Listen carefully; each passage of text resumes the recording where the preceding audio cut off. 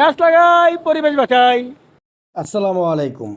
কিছুদিন আগে যখন বাংলাদেশে প্রচণ্ড গরম পড়ল এবং গরমে যখন সবাই আমরা অতিষ্ঠ হয়ে গেলাম, তখন সবাই ফেসবুকে একটা ঝড় তুললাম যে বাংলাদেশে এত কোটি গাছ লাগাতে হবে, এই করতে হবে, সেই করতে হবে, সবাই গাছ লাগাই।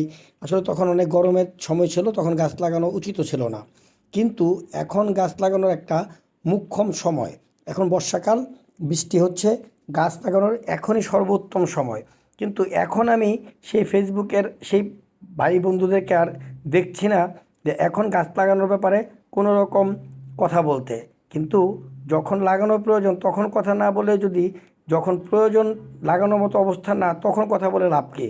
এখন ভাবতেছেন যে ঠান্ডা পড়ে গেছে, এখন আর গাছ লাগিয়ে কী হবে, কিংবা গাছ লাগাবো, আমি লাগাবো না সে লাগাবে, এরকম চিন্তা করে যারা বসে আছি তাদেরকে বলবো, ভাই, গরম কিন্তু আগামী বছরও পড়বে এবং দিনকে দিন বাড়বে। তখন আবার যদি